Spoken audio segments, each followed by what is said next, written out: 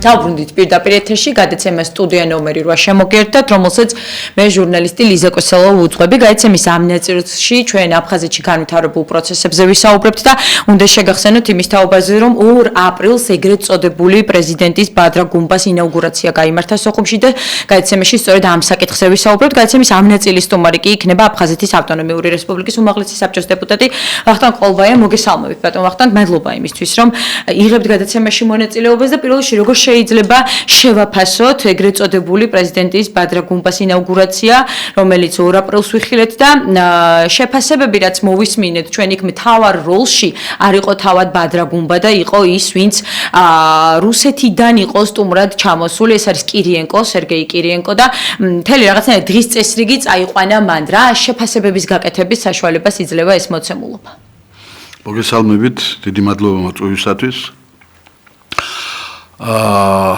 ბუნებრივი ასეც ალბათ მოსალოდნელია ასეთი სცენარის ასეთი განვითარება, თუმცა თვითონ ფაქტი რომ მოხდა როგორც თქვენ გვგებძანეთ და ვთქვათ რეალურად ეგრეა, ეგრეთ წოდებული პრეზენტაცია თუ ინაუგურაცია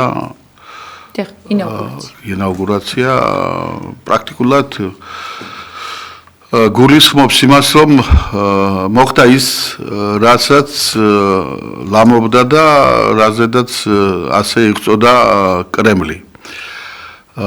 პრაქტიკულად შანსის გარეშე დატოვა მან ბადრას მოწინააღმდეგები, მისი ოპონენტები, მიუხედავად იმისა, რომ ყველაზე დიდი შანსი ჰქონდა არძიმბას, მაგრამ ყველაფერი გაკეთდა იმისათვის, რომ ამომრჩევლები, რომლებიც იყვნენ არა აფხაზეთში, არამედ იყვნენ რუსეთში, ეს გახლავთ თვითონ მოსკოვი და ჩერკესკი, ეს ჩრდილოეთ კავკასიის ქალაქია, სტავროპოლის მხარეში, იქ ძალიან სერიოზული მობილიზება მოხდა ამომრჩევლის და პრაქტიკულად იმის ხარჯზე მოხდა საბოლოო შედეგის დადგომა, რომელმაც უზრუნველყო ბადრას გასვლა პრეზიდენტად. იყო ეს მოსალოდნელი, რა თქმა უნდა იყო, თუმცა გარკვეულ წინააღმდეგობას ველოდით, მაგრამ ეს წინააღმდეგობა პრაქტიკულად იქნა ნეიტრალიზებული, ვთქვათ, თავიდან აცილებული, რამე თუ მასში ჩაერია ყველა სტრუქტურა, რომელიც შეეძლო ჩაერთო რუსეთს. და თავიდანვე ცნობილი იყო ეს შედეგი, რამე თუ ის ეხლა პიროვნება გუნდბა იყო არჩევნების წინ ჩასული მოსკოვში, მან მიიღო ძალიან სერიოზული დაპირებები და პრეფერენციის სახით, ეხლა ეს ჩამოიტანა, როგორც თქვენ ბრძანეთ, კირიენკომ და პრაქტიკულად ის რაც დაპირდა პუტინი კანბას, მან რეალურად განახორციელა, გაახმოვანა და ადგილზე მოხდა რეალიზება იმ პრაქტიკული ნაბიჯების ჩვენებით, რომელიც ეხება იგივე სამრობის ელექტროენერგიის საკითხს. ერთადერთი ის მინდა ამას გავუსვა ხაზი, ყველაზე მძიმე აქ არის არა ის, რომ აფხაზი მძღოლები ერთი წელი კიდევ ამ თავიანთი ეგრეთ წოდებული მძღოლის დარების უფლებით ივლიან რუსეთში ან და სხვა, არამედ ის, რომ ეს განადგურებული ელექტრომეურნეობა, რომელიც არის აფხაზეთში, ამის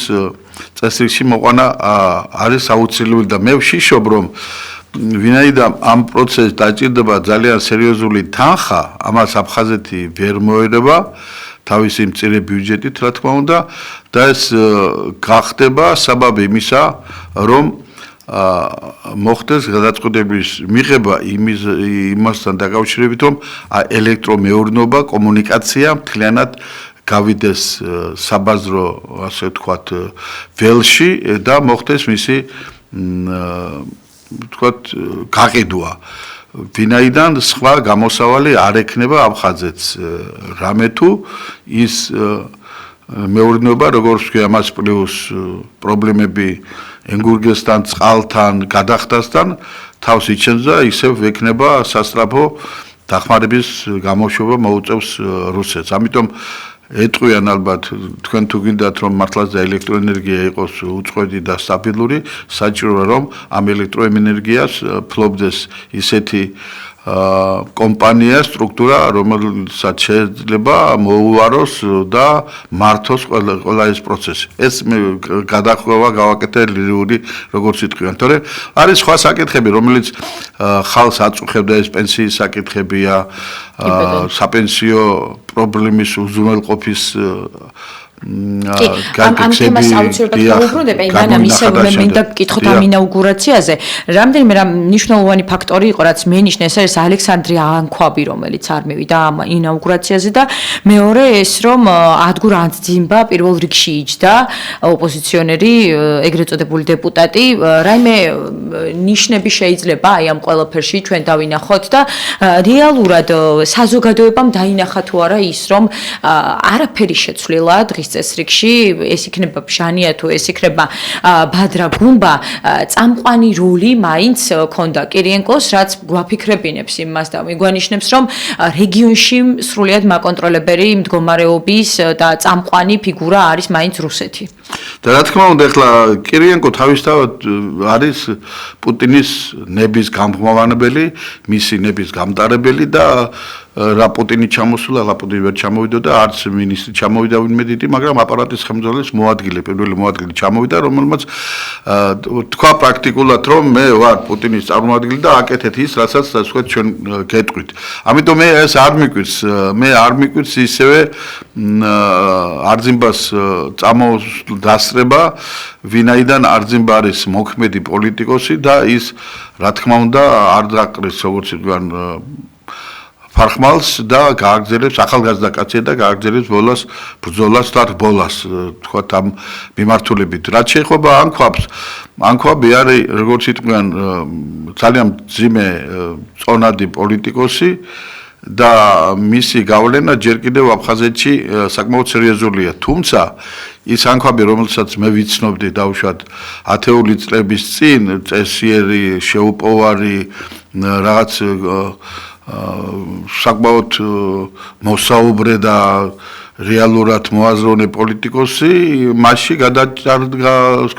გადაჭარბებით შეიძლება ითქვას, რომ თავი იჩინა სამწუხაროდ ისეთმა მერკანტიულმა მომენტებმა, რომელიც შემჩნეულია აფხაზეთი და მას უკვე აბრალებენ იმას, რომ ის არის ჩართული კორუფციაში და საკმაოდ სერიოზულ გარიგებებშია შესული. ამიტომ მისი პოლიტიკური ეს წონა კი არის გავლენიანი და ნებისმიერ პოლიტიკურ ძალას დაჭირდება მისი მხარდაჭერა, მაგრამ შეიძლება ითქვას, რომ არა ისეთი გავლენიანი, როგორც იყო გასულ წლებში. ამიტომ თქო მან მაინც ძალიან პრაგმატულად გათვალა თავისი ადგილი და როლი და იმდენად თქვათ ამპარტავანია რომ წაგებულ თამაში მონაწილეობა არ მიიღო და დარჩა სახში. კი, აი ბატონ ვახტანგ, საინტერესოა ასევე ის ფაქტი, რომ თქვენს ბრძანეთ სოციალურ-ეკონომიკური პრობლემები აქვს ძალიან ბევრი აფხაზებს და აქვთ და გამომდინარე აქედან უნდათ სტაბილურობა, უნდათ ის რომ ეს პრობლემები იქნეს მოგვარებული, თუმცა აცნობიერებენ თუ არა იმას, რომ დღეს რა დათმობებზეც მიდის რუსეთი, მაგალითად ის რომ რაღაც სახის ეკონომიკური პრობლემების აღმოფხვაში ეხმარება ახლა და თქვათ ბადრა გუმბას გაპრეზიდენტების შემდეგ რაც იყო ეს ელექტროენერგია იქნებოდა თუ აი ეს პასპორტები რომელთაც გადაადგილება შეძლებენ მძღოლები ხომ ერთი წლის განმავლობაში კიდევ და გახანგრძლივდა აი ეს შეღავათები აცნობიერებენ თუ არა იმას რომ რაღაც კონკრეტული მიზნით არის თქვათ ახლა ყველაფერს ასრულებს რუსეთი თუმცა ცოტა ხანში ისევ მოინდომებს იმას რომ თქვათ დღის წესრიგში დააბრუნოს ის სადაო კანონპროექტები რომელიც რეალურად მისი სურვილია რომ ეს კანონპროექტები იქნეს გატანილი და მიღებული და ამის შემდეგ რას უნდა ველოდოთ ისევ ვიხილავთ თუ არა იმას რომ ქუჩაში გამოვიდეს აფხაზის საზოგადოება და რა პროცესები შეიძლება უახლოეს მომავალში განვითარდეს იქ კარგი შეკითხვაა, მადლობა. თქვენ გასულ გადაცემაში, როცა თქვენ მომიწვიეთ, მე ამაზე ვისაუბრე გაკვირით და გავმეორდები ამ შემთხვევაში ალბათ, რომ კი, რუსეთი შეიძლება მაქსიმალურად გაიტანოს ის თავისი, თქვათ, პირველი განზრახვა და რა იყენებს ამისათვის ის რაც ჩვენ თქვით ხალხ პატარა როგორც იტყვიან მიწოდებებს რომელიც მოაგებინებს საზოგადოების გულს და ძირითადად ეს ეხება ალბათ იმ კატეგორიას რომელიც ძალიან სენსიტიურია ასეთი საკითხებისადმი სოციალურ საკითხებზე ვლაპარაკობ ძირითადად მაგრამ ის ბოღმა თუ შეიძლება ეს იყო ვიხმარო მაინც დარჩა მოსახლეობის იმ ნაწილში რომელიც ხარს უჭერდა არძიმბას ამ იმ კანონებთან დაკავშირებით იმ შეთანხმებებთან დაკავშირებით რომელიც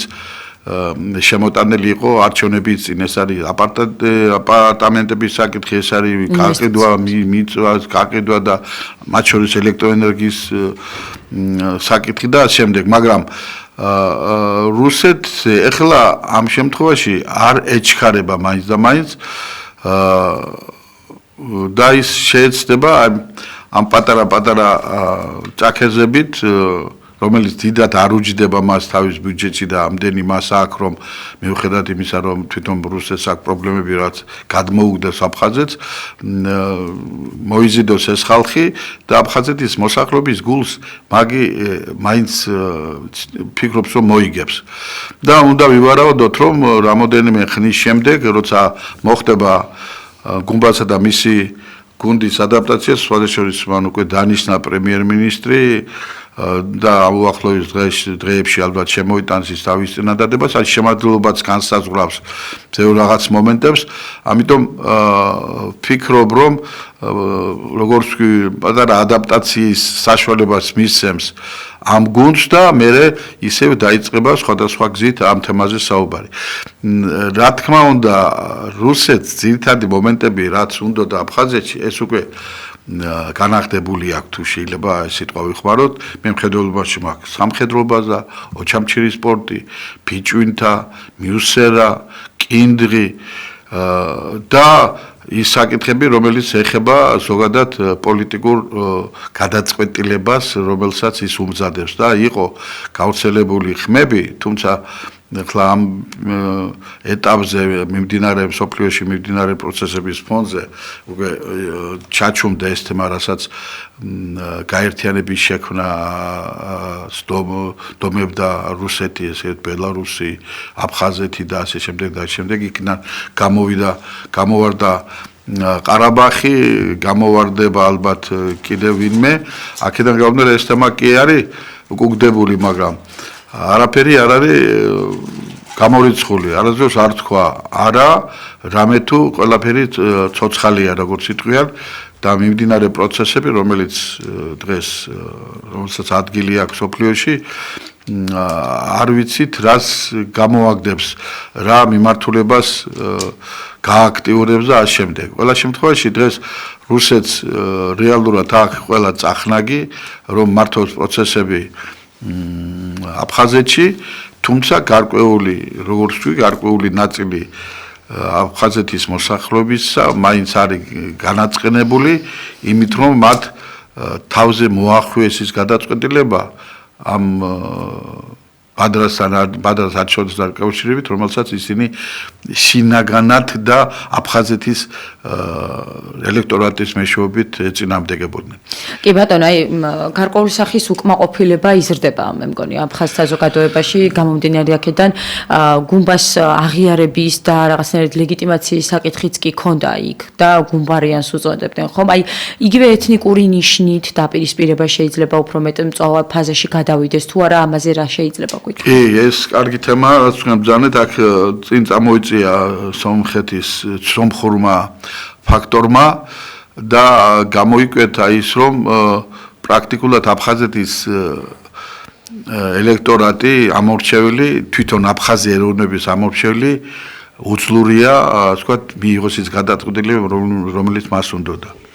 თავის დროზე გალის მოსახლეობამ გადაწყვეტა ბაღაფშისა და ანქვაბის გაპრეზიდენტების საკითხი და ეს შეამჩნია ხაჯიბამ და გალის მოსახლეობას გახსოვთ თქვენ ჩამოართვეს მოქალაქეობის და არჩევნებში მონაწილეობის უფლება მაგრამ გალელები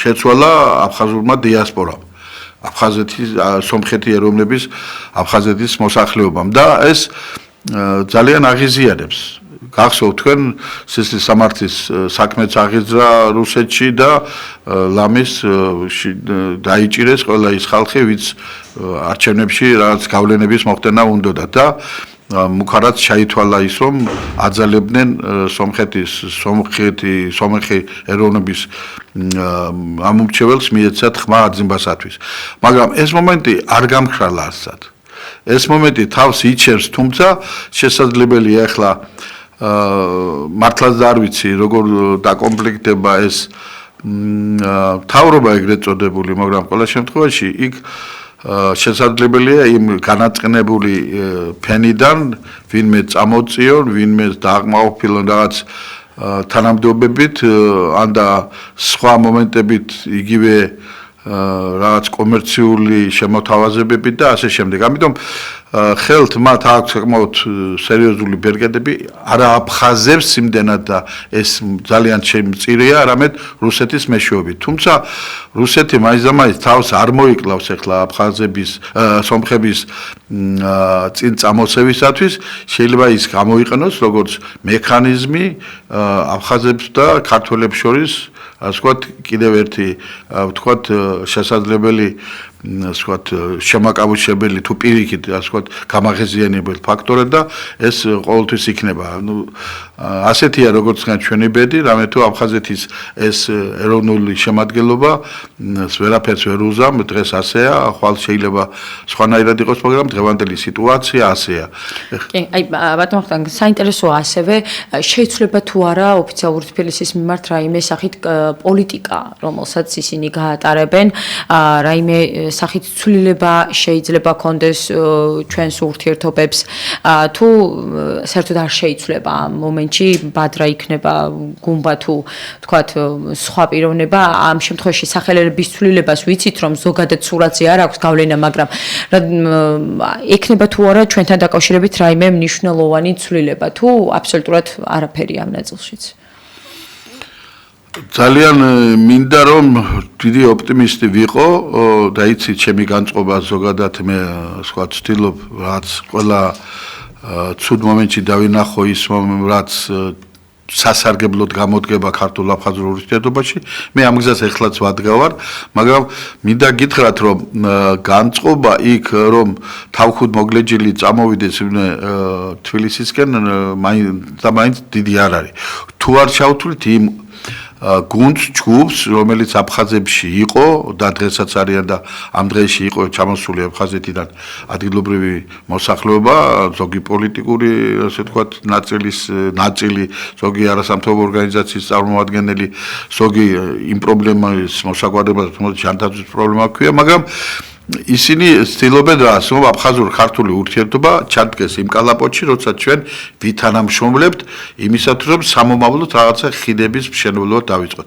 ეხლა დღეს ამ ეტაპზე არც ერთ ჯგუფში არ არის შესაძლებლობა და განწყობა რომ აი თბილისთან მოხდეს ეს ურთიერთობა, რასაც ჩვენ გულისხმობთ საბოლოო ჯამში.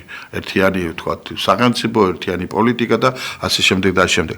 მაგრამ ეს არ ნიშნავს იმას, რომ ჩვენ უნდა უგულოდღოთ იმ ჯგუფის პატარა თუგნებად, თუმცა პატარაც არ არის, იმ ჯგუფის მცდელობა, განწყობა რომ ჩვენ დღეს უნდა ჩავყაროთ თუმცა ზოგიერთმა შეიძლება შემომედავა ზოგიერთი რა დღეს ახლა 30 წელზე მეტია ამის მივდივართ მაგრამ ეს ისეთი რთული საკითხია მას დრო ჭირდება მართლა აბსოლუტურად გულწრფელი ვარ ამ შემთხვევაში რომ შევამზადოთ ისევ ჩვენი საზოგადოება ჩვენი საზოგადოება ხაზგასმით და თქვა ჩვენი და აფხაზური საზოგადოება ისათვის რომ უჩვენოთ აფხაზეთს გაუჭირდება არამთუ თქვათ კარგი ცხოვრების აწყობა არა გაუჭირდება როგორც ეთნოს ერს გაუჭირდება ენის და თავისი კულტურის შენარჩუნება. გარიან თუ არა ამ პროცესში, როდესაც უკვე უნდა აცნობიერებდნენ რომ აბსოლუტურად დამოუკიდებულები არიან რუსეთზე, არანაირი სუვერენიტეტი, არანაირი დამოუკიდებლობა მათ არ გააჩნიათ და გრძნობენ თუ არა ამას რომ რაღაც სახის ცვლილება ან მოლაპარაკება ან საუბარი აუცილებელია ქართულ მხარესთან და თბილისთან ოფიციალურ დონეზე. აი ამას აცნობიერებენ თუ არა და ხვდებიან თუ არა, თუნდაც კულუარულად. ძალიან კარგი შეკითხვაა. რა თქმა უნდა აცნობიერებენ და ბოლო რაც 5-7 წლის განმავლობაში ეს აშკარად გამოჩნდა. მაგრამ ხო იცით როგორ არის და როგორ არის თუ გაცავთ ასეთი შედარებისათვის, მაინც პიროვნული მომენტი ძალიან ბევრ ამას ნიშნავს. ყველას უნდა მართლაც კარგი ცხოვრება, ყველას უნდა პრეფერენციები, ყველას უნდა რომ შვილი რაღაც გარკვეულ წარმატებებს მის მიღწევის საშუალება ჰქონდეს, კარგი პენსია, ხელფასი და ბიზნესი და ამავდროულად. ეს ამის საშუალებას დღეს იძლევა თქო რუსეთი. ჩვენ გარკვეულ ცნობილი მიზეზების გამო ვერ შევდივართ იქ. მაგრამ იმის გაცნობიერება რომ მხოლოდ სათაკურშია, ვთქვათ ეს ყველი სათაკურში, ვთქვათ იციან რომ ისე უბრალოდ არაფერი არ იქნება. მაგრამ დღეს მათ გაბედულად ილაპარაკო რომ ჩვენ ქართველებთან გვინდა, საქართველოსთან თბილისთან გვინდა, ამისათვის იმიტომ ვთქვი, რომ სამზადისი არ არის. მზად არ არის საზოგადოება. ამიტომ რუსეთი ყველაფერს ცდილობს, რომ ეგ სიტუაცია, რომელსაც თბილისი ვერაცდვის, რა თქმა უნდა, სოხუმს, ეს მან შეავსოს ეს ხვრელი და ყველაფერი გააკეთოს იმისათვის, რომ დაანახოს აფხაზეთის მოსახლეობას, თქვენ უიყურებით სხვაგან, ჩვენ ვართ ის ძალა, რომელიც ყველას შეცვლის აქ. თუმცა მე ბევრჯერ მომიყვანია მაგალითი იმისა, რომ აფხაზები ის ხალხია, რომელიც ამას ბოლომდე ვერ და არ შეეგუებიან და ოდესმე ეს ძალიან სერიოზული, ვთქვათ, შაბაასის ბილად რო ვთქვა, საგანი გახდება. ეს მოსალოდნელია, ვინაიდან ყოველთვის არ შეიძლება ასეთი გავლენამ, ასეთმა ზეწოლამ უშედეგოდ, როგორც იტყვიან, მათ თავმოყარეობაზე გაიაროს. ამიტომ მას დრო უნდა და ამ დროში, როგორც იტყვიან, მე არ ხედავ, როგორც ვთქვი, წელს იქნება 2 წელსი თუ 3 წელიწადში, მაგრამ ყველა შემთხვევაში აფხაზური ელიტაში, ვთქვათ, რაღაცები წიბდება, რომელიც საბოლოო ჯამში მათ ჩააფიქრებს უხროღლმად იმაში, რაც ხდება, ვიდრე დღეს ისინი იმას გაცნობიერებულია. კი ბატონო, აი მიმდინარე წლის 1 აპრილს საქართველოს პარლამენტმა მესამე მოსმენით განიხილა და კენჭი უყარა აფხაზეთის ავტონომიური რესპუბლიკის უმაღლესი საბჭოს მიერ ინიცირებულ ცვლილებას ოკუპირებული ტერიტორიიდან გადაადგილებულ პირთა შესახებ და ამ ცვლილებაზე მინდა გკითხოთ, რა სახის ცვლილებაა და უშუალოდ რას გულისხმობს? დიდი მადლობა. ცნობილია თქვენთვის და თქვენ და ჩვენი მაყურებლისათვის, მსედელისათვის, რომ დევნილთა ბინით უზრუნველყოფის საკითხი სამწუხაროდ წლების განმავლობაში რჩება აქილევსის ქუსლად, როგორც იტყვიან, ყველა ხელისუფლების დროს, მაგრამ აი ბოლო პერიოდში ეს აბსოლუტურად გულწრფელად მინდა ვთქვა, ძალიან სერიოზული ნაბიჯები გადაიდგა, ათასობით ბინები ბარდება, მაგრამ ისე ხდება, ეს კარგია, რა თქმა უნდა, რომ დევნილებს შორის დემოგრაფიული სიტუაცია კი არ უარესდება, ვთქვათ, ნორმალურია და გაიზარდა დევნილთა ოჯახები, ამიტომ ბინეს რაოდენობაც, ვთქვათ, არ არის საკმარისი იმდენი, რომ ყველა მთხოვნელი დავაკმაყოფილოთ. ეხლა გეტყვით მაგალითისათვის, რაღაც 60, 62, 66,000-მდე ოჯახი გამოვიდი და დღეს ვართ 90,000-ზე მეტი. ამაში, ვთქვათ, თითქმის ნახევარი არის დაკმაყოფილი, მაგრამ როგორც ვთქვა, პროპორციულად იზრდება მათი რაოდენობა, ვინც დღეს საჭიროებს ამ ბინას. და არის მრავალი საკითხი, რომელიც აფერხებს, როგორც იტყვიან, იგივე სამართლიანობის მომენტს და შემდეგ. ამიტომ ჩვენთან უმაღლეს საბჭოთი დაიბადა ეს იდეა, კარგახანია სხვა შორის ეს იყო, რომ ეს მომენტი, რასაც ქვია, შევეცდები არა, ვთქვათ, იურიდიული ტერმინით, არამედ გასაგებად, ვთქვათ, ჩემთვისაც. მოვიტანო ეს რაზეა საუბარი. არიან ოჯახები, ცნობილია უпростоრეთ, რომ ბინები ნაწილდება დაგროვილი ქულების მეშვეობით. და ქულები მიენიჭება ოჯახს თუ ოჯახში არის ომის მონაწილე, ორდენოსანი, ინვალიდი, მრავალშვილიანია, სოხუმში დაბადებულები არიან და ასე შემდეგ და შემდეგ, რაც უფრო მაღალია და ბევრია ეს ქულები, მით უფრო მეტი შანსი აქვს, რომ რიგში იყოს დაწინაურებული. მაგრამ ხდება, რომ როცა გადაწყვეტილებას იღებს კომისია, რომელიც ანაწილებს ამ ბინას, რომ დაუშვათ პირობითად ვახტანგ ყოლბაიას, აქ 15 ქულა ჩემის მეშვეობით, იმიტომ რომ მე ვარ ამ ქულების მატარებელი ძირითადად ასაკის და ყველაფრის გამო და მიღებულია გადაწყვეტილება, რომ მე მივიღო ბინა, ამ გადაწყვეტილების მიღებად, მაგრამ მიღებისა და ბინის მიღების დრომდე ეს საკმაოდ ხანგრძლივი პროცესია, იმიტომ რომ მონიტორინგი არის, ბატონო ჩემო, ვიღაცას რაღაცა ემატება, ვიღაცას რაღაცა ამატება და ეს ოჯახის წევრი გარდაიცვლება სამწუხაროდ და ოჯახი, რომელსაც ჰქონდა 11 ქულა ამ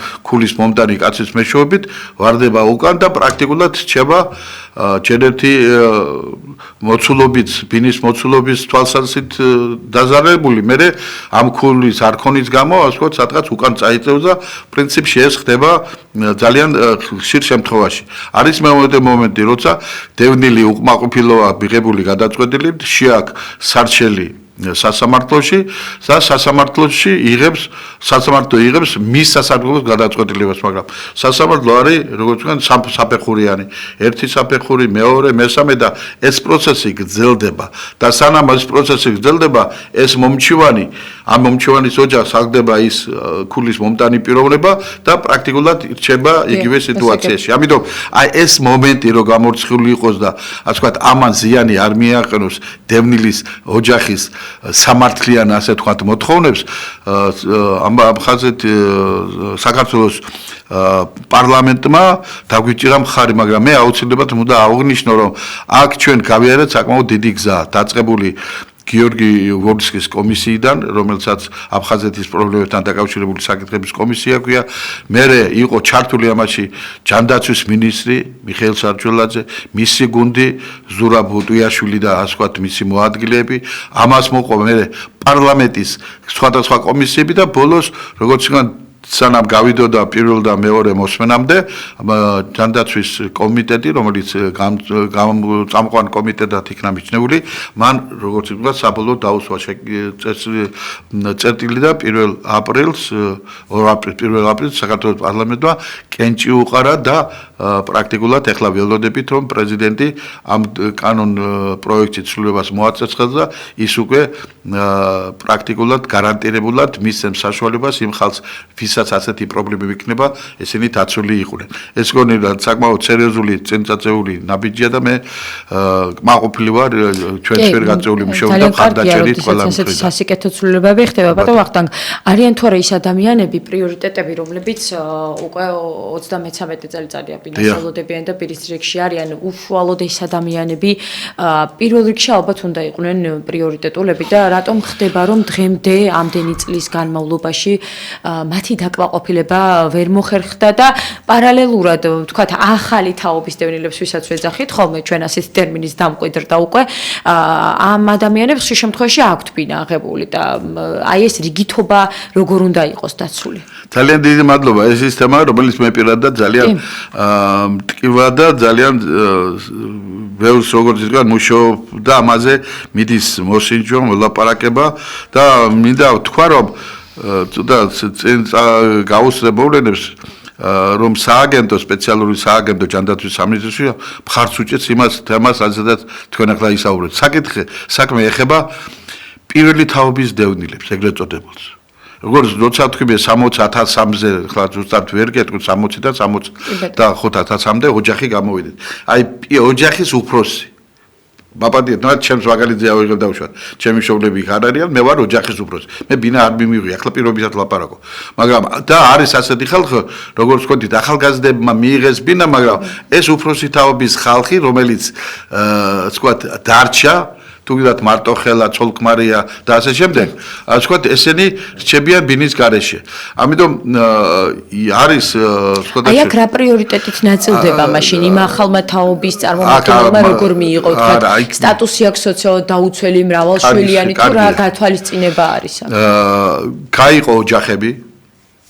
გაიყო ოჯახი როგორც თქვი თავიდანვე, ზოგი გათხოვდა, ზოგმა ასე ვთქვათ, ქმარი ვთქვათ, აქ არადევნილი, მაგრამ იმას დევნილის სტატუსი მიეცა. მე ეს განვითარდა და განვითარდა იმის შვილიც დევნილი გახდა, იმის შვილი დევნილი, ამიტომ გაფართოვდა ის წრე, რომელსაც ეს ბინა კანონით ეკუთვნის, მაგრამ ამასობაში ის ხალხი, ის ახალგაზრდები, ის მეორე მესამე თაობის იმათაც აქვს ეს ქულები, მით უმეტეს, როცა არის ლაპარაკი ახალგაზრდა ოჯახებზე, მათაც აქვს ეს ქულები და ამასობაში ისინი ირიცხებოდნენ იმ დიდ ოჯახში და დააგროვეს ფულები, მერე გამოიყვნენ, გამოყვა ეს ქულები და ის უფროსი თაობა დარჩა მარტო და პრაქტიკულად ესენი რჩებიან ბინის გარეშე.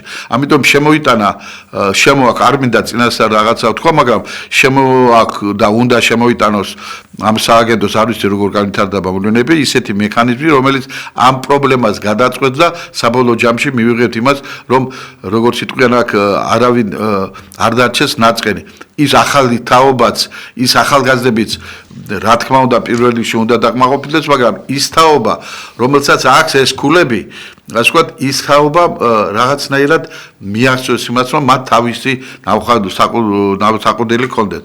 ეხლა არის მეორე მომენტი. არიან მარტოხელა, ეხლა ბოლო დროს გამოჩნდა მარტოხელა დევნილები. არც დედა, არც მამა, არც შვილი, არც და ასე შემდეგ და არის მარტო პენსიის, ვთქვათ, ანაბარა. ეხლა ბინაკი აქვს, მაგრამ პენსიით რამდენი და როგორ უნდა იცხოვრო აქ კომუნალურებია, ვთქვათ, მისვლა, მოსვლა, წამლებია, პენსიონერია. ეს მომენტიც არსებობს და ესეც გასაგებია. საინტერესო მომენტია კიდევ, როდესაც დევნილი თავად დგება რიგში და ელოდება, ვთქვათ, თბილისში, როდის მისცემენ ბინას. ეს აჭიანურებს თუ არა გარკვეულწილად პროცესს, იმიტომ რომ შეიძლება იყოს სადღაც, ვთქვათ, სოფელში რაღაცა შესაძლებლობა, რომ ისინი, ვთქვათ, ფოთში აშენდეს კორპუსები და დააკმაყოფილონ, თუმცა არა, მას მანდარ უნდა და უნდა თბილისში. ამ შემთხვევაში ეს პროცესი კიდევ უფრო მეტად აჭიანურებს თუ არა. იცით, არის ბრძანება, მინისტრის ბრძანება არის, რომელიცაც არის განსაზღვრული, და ზუსტად შეიძლება ვერ გითხრათ, მაგრამ 2000 შეიძლება ვწდებოდეთ წლებში, 2003 წლიდან წლის მერე ჩაწერილი ვინც არის თბილისში, როგორც დევნილი მიწერილი, მასზე არ ცხელდება, ვთქვათ, ბინით მიღების თბილისში დამაყოფილების მომენტი. ის იქ სადაც იყო მანამდე ზუგდიდში, ხობში, რუსთავში, ბორჯომში და შემდეგ, აი იქ მიიღებს იმ ბინას, რომელსაც სადაც ის შეუძლია ისარგებლოს იმ ქულებით, რომელიც მას ჰქონდა.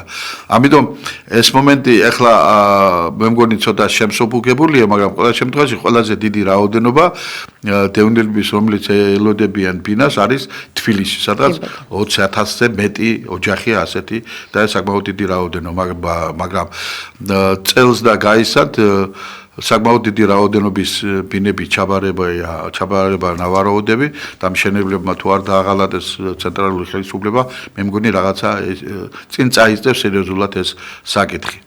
და აქტიურად ინტერესდება ბოლო დროს ხალხი, ასევე დევნილი ადამიანები, რომლებიც ბინას ელოდებიან, სოფლად სახლის შეძენის პროგრამითაც და ძალიან საინტერესო პროგრამაა. აი ამ ნაწილში რას გვეტყვით? მაგრამ თქვენ გათვითცნობიერებული ხართ, მე ძალიან ვთქვათ მიხარია ეს ამბავი. მართალი ხართ თქვენ. რა თქმა უნდა არის რამოდენიმე პროგრამა, პროექტი და მათ შორის სახლი სოფლად, რომელიც მინდა გითხრათ საკმაოდ საინტერესო ახლა მინისტრის მოადგილე ბატონი ცაგარიშვილი ახსენებდა კომისიას, ჯანდაცვის კომისიას ამ მხრივ გატარებული მუშაობის თაობაზე და იქ ძალიან საინტერესო მაგალითები როგორი ოჯახები შეიქმნა, შეიძინეს ოჯახები დევნილებმა, იქ სოფლის მეურნეობა განავითარეს. კი, თუმცა აი ამ ნაწილში გეტყვით რა სახის პრობლემა არსებობს. ეს არის ის, რომ ის თანხა, რომელიც გათვლილია დევნილ ოჯახზე, ხშირ შემთხვევაში არ ყოფნის იმას, რომ შეიძინონ და შესაბამისი სტანდარტების, რომელსაც უნდა აკმაყოფილებდეს ის სახლი, აკმაყოფილებდეს ამას იმ თანხაში, რომელიც გათვლილი აქვთ და ეს იწვევს ხოლმე განსაკუთრებულად ამ დევნილი ადამიანების დევნილ ადამიანებში პრობლემას, იმიტომ რომ კი შეიძლება ძალიან ბევრს უნდა რომ სოფლად შეიძინოს, მაგრამ შესაბამის თანხაში ვერ პოულობენ სახლს, რომელიც ასევე უნდა აკმაყოფილებდეს იმ სტანდარტებს, რომელითაც ვთქვათ უზრუნველყოფილი იქნება რაღაც პირველადი ვთქვათ სააბაზანო იქნება ან ასე შემდეგ, ხომ? ჭირს აი იმ თანხაში, რომელიც გამოყოფილია შესაბამისი სახლის პოვნა. ხომ არის გეგმება, ვთქვათ აი ამ ნაწილშიც რაიმე სახით ან თანხების გაზრდა, ან რაიმე შეღავათი ვთქვათ დამატებით დაწესდეს.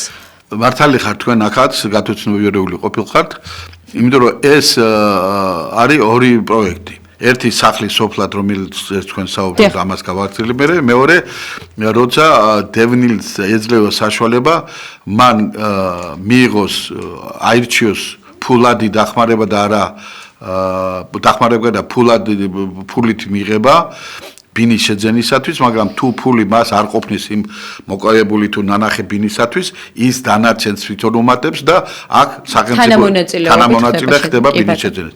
რაც შეეხება იმ პირველ საკითხს, როცა თქვენ საუბრობთ, იქაც არის ორი მომენტი, არის უცხოური პროგრამა, რომელიც ასეთ სახლებს უშენებს დევნილებს, თუ ას მიწის ნაკვეთი აქვს და ის სახლი ისეთია, რომელიც აკმაყოფილებს იმ ყველა სტანდარტს, რომელზეც თქვენ საუბრობთ.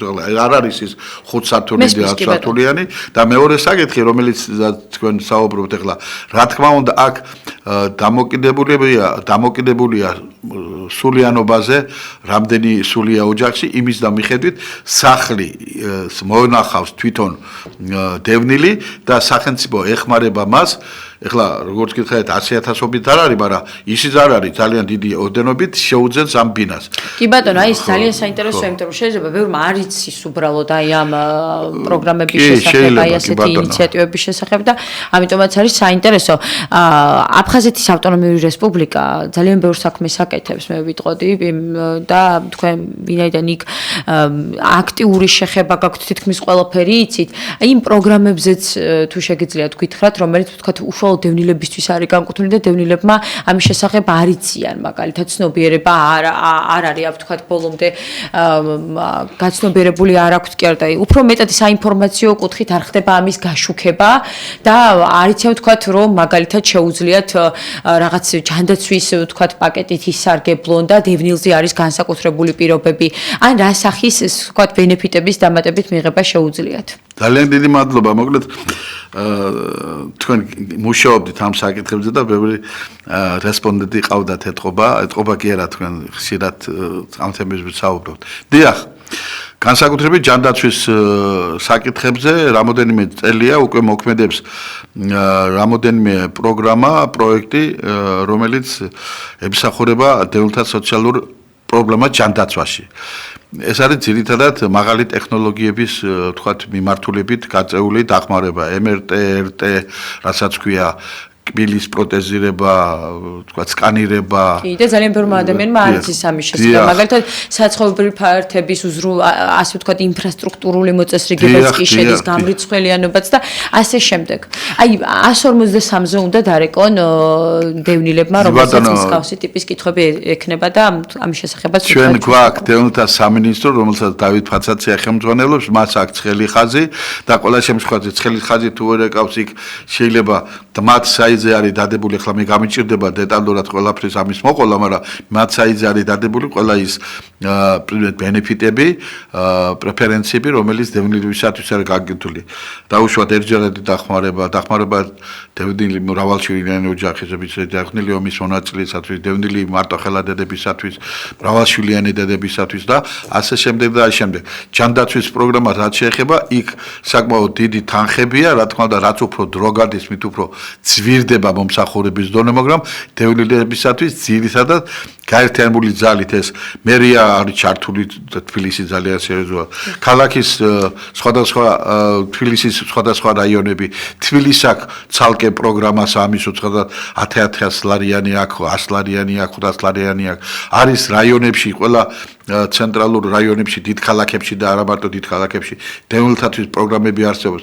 უბრალოდ მისვლა საჭირო და ძალიან სწორი ხარ თქვენ და შეიძლება ჩვენ ამ თემაზე ცალკე თქვენ თუ ამასათვის მოიცლის თქვენი ძალიან დიდი მადლობელი ვიქნებით, რომ მოვიყვანოთ უფრო მეტად, ასე ვთქვათ, ამ საქმეში ჩახედული და უფრო ხელმძღვანელი უშუალოდ სამინისტროების ხელმძღვანელები, რომლებიც დაძლებიან და შეიძლება მრგვალი მაგიდის მომენტი. შეიძლება ძალიან ბევრმა ადამიანმა არც კი იცის მაგალითად იმის თაობაზე, რომ თქვათ ახალგაზრდებისთვისაც არის უამრავი პროგრამა, რომელთაც შეუძლიათ ისარგებლონ და თქვათ ანუ უფასო ფოტოკონკურსი შემიიღონ მონაწილეობა, ისწავლონ სხვადასხვა პროფესიული მიმართულებები და ასე შემდეგ. ძალიან სხვადასხვა ღონისძიებებში, ფესტივალებში, შემეცნებით ღონისძიებებში მოსწავლეების მიღება, ცეკვაში, ჭიდაობაში, სპორტში და ყველა მიმართულებით არის რაღაც გარკვეული ასე ვთქვათ წინსვლები.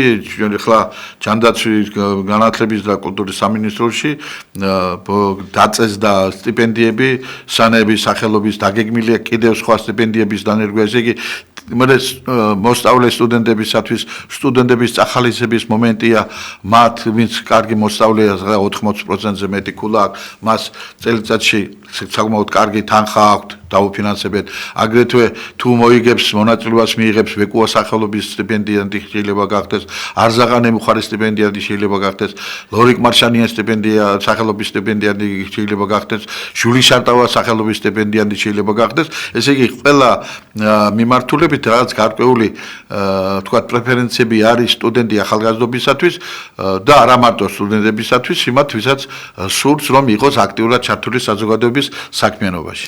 კი ბატონო, აი ძალიან საინტერესოა, ძალიან მნიშვნელოვანია ასეთი მხარდაჭერა, ასეთი აქტიურობა და კიდევ ერთი დავძენ იმას და ვიტყვი რომ ვინც არ იცის იმ ადამიანებისთვის აფხაზეთის მთავრობის და აფხაზეთის საინფორმაციო ანალიტიკური ცენტრის მხარდაჭერით ახალი პროგრამა ამოქმედდა და დაიწყო ეს არის სკოლებში ახალგაზრდებისთვის საინფორმაციო კამპანიის გაწევა ცნობიერების ამაღლების კუთხით ვიდეო ასე ვთქვათ მასალით მიდიან სპიკერები რომლებიც აფხაზეთის თემატიკასთან დაკავშირებით ახალგაზრდებს მეტ ცოდნას და ასე ვთქვათ გამოცდილებას უზიარებენ და რაც ძალიან საინტერესოა მე ვფიქრობ ძალიან მნიშვნელოვანია რომ ამ თემის დღის წესრიგში დაყენება მეტი საუბარი ასეთ თემებზე და იმისთვის რომ ჩვენმა ახალგაზრდებმა იცოდნენ პრობლემატიკა და ძალიან ხშირად სამწუხაროდ არიციან და ძალიან დიდი ინტერესით უყურებენ აი ამ ახალ პროგრამას.